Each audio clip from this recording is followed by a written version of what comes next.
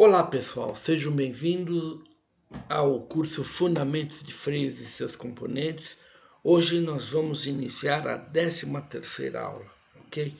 E nós vamos falar sobre os freios a disco com atuação pneumática, ou seja, freios de veículos comerciais. Esses freios, eles têm os torques de frenagem que variam de 11.600 a 35.000 Nm. São veículos comerciais de 7 a 45 toneladas de peso bruto total, ou seja, de caminhões leves a cavalos tratores. O desenvolvimento desses freios a disco, eles começaram em meados de 1970. Em 1981, o primeiro freio a disco liberado nos Estados Unidos foi a data do primeiro freio a disco liberado nos Estados Unidos. Mas o primeiro caminhão mesmo que utilizou esse recurso foi um caminhão europeu, um Renault R420 4x2. Ele montava um freio a disco somente no eixo dianteiro do cavalo trator. E o eixo de tração era um freio pneumático, um escame comum, um freio a tambor. Em 1990, a Mercedes lança um ônibus O404, com os freios a disco pneumáticos nas 4 rodas. A Mercedes-Benz do Brasil iniciou na década de 90 também o desenvolvimento dos freios a disco pneumáticos para a linha de chassi de ônibus urbanos e rodoviários e para a linha de caminhões tratores. E eu participei desse desenvolvimento, no caso, na época, com pastilhas de freio, e os testes eram bastante exigentes.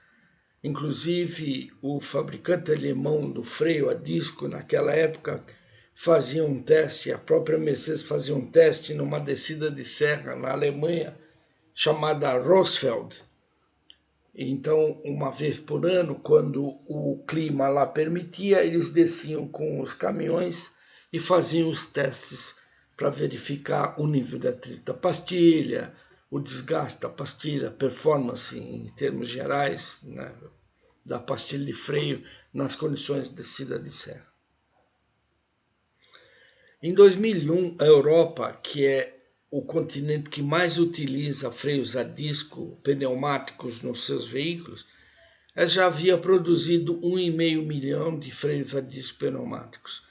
Hoje já são muito mais do que 6 milhões de freios a discos e na Europa cavalos, tratores e semi-reboques ou carretas, né, eles utilizam o recurso dos freios a disco pneumáticos por uma questão de melhor estabilidade de frenagem, menores distâncias de frenagem e tudo mais. Troca rápida, esse conjunto aqui oferece uma troca rápida de pastilha de freio, a gente vai ver isso também, ok?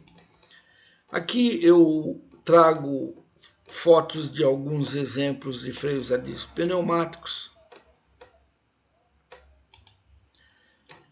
Aqui freios a disco pneumáticos montados em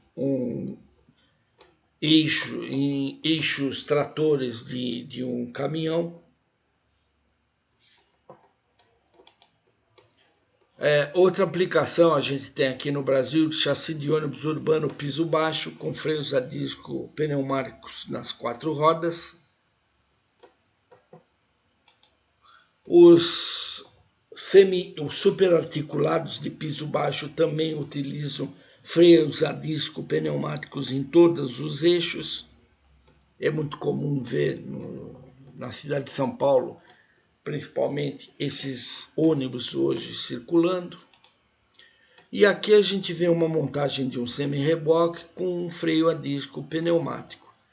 E isso daqui é opcional, em muitos casos.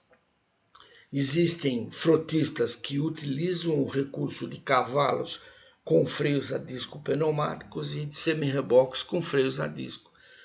Em cavalos tratores, até um tempo atrás, alguns anos atrás, algumas marcas produziam cavalos tratores com freios a disco pneumáticos.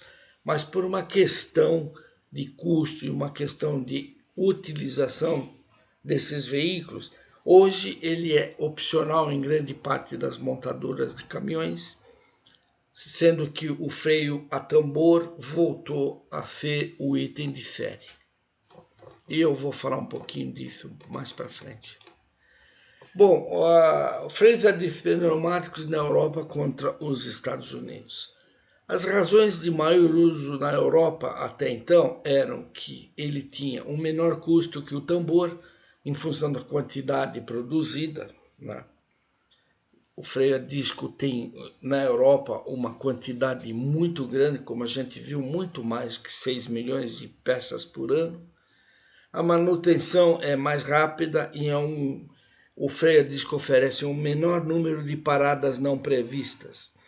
Esse cost of ownership é o custo do proprietário, ou seja, o custo do proprietário quando ele compra um veículo, quando ele tem uma frota. Então, o custo do proprietário é maior em termos de manutenção quando ele tem a padronização para tudo para freio a disco pneumático. Ele tem uma melhor estabilidade de frenagem, o freio a disco propicia isso, melhor estabilidade de frenagem em função da estabilidade de atrito da pastilha de freio. Maiores velocidades. Freios a disco pneumáticos em ônibus na Europa podem trafegar na faixa dos 120 km por hora, e quando você não tem o freio a disco, cai para 90. Ele oferece melhores distâncias de parada e ele tem uma compatibilidade mais favorável com a eletrônica atual, ou seja, com ABS, EBD, com sistemas de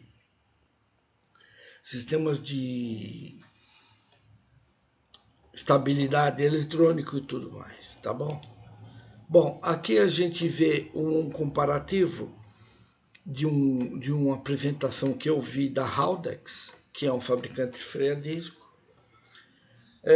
Esse comparativo mostra a temperatura e o fade. O fade a gente define ele como perda de atrito com aumento de temperatura, perda de atrito da pastilha de freio com aumento da temperatura, ou seja, com o aumento da temperatura, o coeficiente de fricção da pastilha de freio cai e da lona de freio cai. Então a gente vê aqui a temperatura do tambor, o que acontece, por exemplo, com a elevação da temperatura de um tambor em relação ao torque de freio do tambor. Então, elevando-se a temperatura através de um número sequencial de paradas que a gente tem no teste de fade, são várias aplicações de freio com determinada pressão e taxa de desaceleração, e a gente vê, por exemplo, que em 24 paradas a gente tem um aumento sensível da temperatura do tambor de freio e uma redução sensível do torque de frenagem, tá? Já no caso de um comparativo de temperatura de fade entre um tambor de freio, um freio a tambor ou um disco de freio pneumático, a gente vê, por exemplo, a curva azul é a temperatura do disco de freio. A temperatura do disco de freio, a gente tem que entender o seguinte: a temperatura do disco de freio ela sobe mais rapidamente do que a temperatura de um freio a tambor. O freio a tambor é um elemento fechado, é um sistema fechado. O freio a disco é um sistema aberto, e o que acaba acontecendo é que a temperatura do freio a tambor ela demora mais para subir do que a temperatura do freio a disco. Por outro lado, a temperatura do freio a disco cai mais rapidamente do que a do freio a tambor, em virtude de ser um sistema aberto. Ou seja, um sobe mais rápido, mas por outro lado o outro, o freio a tambor, quando sobe a temperatura, ele se mantém quente. A gente vê isso em caminhões que descem a serra com freio a tambor. Há uma perda sensível do coeficiente de atrito por elevação de temperatura. Então a gente nota aqui que o disco de freio ele tem uma temperatura até mais alta do que o tambor de freio, Por outro lado, ele tem a tendência a manter o torque de frenagem. Caso que no tambor de freio, com aumento de temperatura, nessas 24 paradas, ele tem uma perda sensível. Então a gente vê que o delta T de torque aqui é bem favorável ao disco de freio. Esse daqui é um ensaio que foi feito nos Estados Unidos. Eu peguei isso aí numa apostila, que é o comparativo de um cavalo trator com um trailer com e sem freio a disco. Ou seja, a gente tem as seguintes situações: o cavalo com freio a tambor nas 4 rodas, o cavalo com o freio a disco nas 4 rodas, o cavalo com o disco no eixo dianteiro e tambor no eixo traseiro. Tá? Então a gente vê aqui a 96 km por hora e carregado, o cavalo com o tambor nas 4 rodas, ele tem uma distância. Aqui é best effort stop, ou seja, a melhor esforço de frenagem em pés. Então eu já peguei os pés aqui, os 330 pés, e coloquei em metros, que é nosso sistema mais fácil de entender, nosso sistema métrico, ok? Então a gente tem esse ensaio chamado Federal 121, e num cavalo, o Federal 121 é um ensaio que depois a gente vai ver lá para frente como são feitos os ensaios e quais as principais normas de ensaio de freio. É um ensaio padrão nos Estados Unidos para teste de freio. A Federal 121, para um cavalo nessas condições, um cavalo trator com um tambor nas 4 rodas, apresenta 355 pés de distância de parada a 96 km por hora carregado. Nesse teste, ele parou em 330 pés ou 100 metros. O cavalo com disco no eixo dianteiro e tambor no eixo traseiro, ele parou em 91,7 metros. E o cavalo trator com disco nas 4 rodas, ele parou em 71 metros. Então, a gente vê nitidamente uma distância de parada bem reduzida quando a gente tem um freio a disco no nosso caminhão, no nosso cavalo trator. A 120 km por hora, essas distâncias elas aumentam favoravelmente, elas diminuem favoravelmente em relação ao freio a disco, né? São 113 metros, 120 km por hora, o cavalo carregado, contra 188,4 metros. Então, nitidamente, o freio a disco traz uma vantagem. É a mesma tabela, simplesmente eu coloquei no sistema métrico 900 km por hora, 120, e aqui o trator com tambor no eixo dianteiro e traseiro, o trator com disco no eixo traseiro e dianteiro, e o trator com disco no eixo dianteiro e tambor no eixo traseiro. Essa montagem disco-tambor era até pouco tempo atrás bastante conhecida e utilizada. Ok? Hoje em dia, na Europa, a gente tem muito isso aqui, inclusive nos eixos do semi-reboque também, disco-disco, ok? Que faz com que as distâncias paradas sejam menores ainda. Bom, aqui são detalhes em corte do freio a disco pneumático. Isso daqui é o cilindro de atuação, a gente tem aqui as molas, diafragma, tem a alavanca de acionamento e a gente vai ver isso em detalhes. E esses eixos são conhecidos como troca rápida. Ou seja, para você trocar uma pastilha de freio contra uma lona de freio no tambor, o serviço de troca da pastilha de freio é muitas vezes mais rápido, em termos de mão de obra e em termos de tempo. Então você deixa o teu veículo comercial parado muito mais tempo na oficina para trocar a lona de freio, porque você tem que usinar o tambor de freio, desrebitar as lonas da sapata antiga, do patinho antigo, para colocar lonas novas na sapata, Tem que verificar a condição do sapato, os furos dos rebites, para ver se a superfície do sapato está tudo certinho, se os furos não estão ovalados. Então, todo esse trabalho leva tempo e dinheiro. E aqui, simplesmente, quando você solta os parafusos da carcaça, você rebate a carcaça, tira a pastilha de freio antigo, coloca a pastilha de freio novo, coloca a carcaça, reaperta de novo os parafusos guia e você tem as trocas rápidas. É muito comum na Europa eles venderem esse eixo com troca rápida para trailer, né, para semi-reboques, tá? Bom, a gente analisando em detalhes o freio a disco pneumático, ele é constituído de duas peças distintas, a carcaça e o mecanismo de atuação.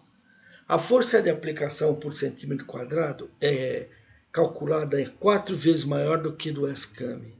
Ele é mais eficiente e apresenta menor esterese, menor elasticidade e maior rigidez em altas temperaturas, né? Porque ele deforma menos. O freio a tambor deforma mais, as forças de atuação da sapata contra o tambor. Quando o tambor esquenta, ele tende a tendência a abrir o seu diâmetro, né? A até ovalizar em alguns casos, tá bom? Bom, pessoal, eu termino aqui essa aula porque esse assunto é bastante vasto e eu resolvi dividir ele em duas partes, né?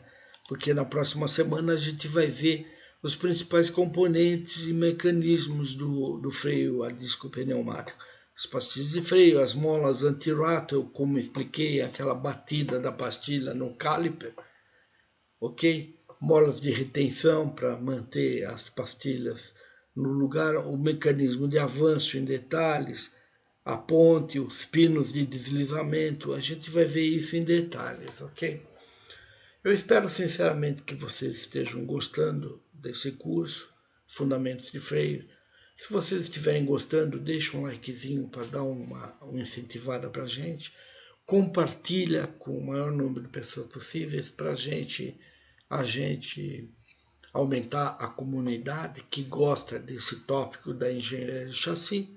Se você está aprendendo alguma coisa de engenharia, se você conhece amigos que gostam de engenharia de chassi, esse parte de engenharia da mobilidade, então, por favor, compartilhe. Se vocês têm alguma dúvida, eu tenho um e-mail, vocês podem consultar o meu e-mail, tirar alguma dúvida, estou à disposição, tá bom?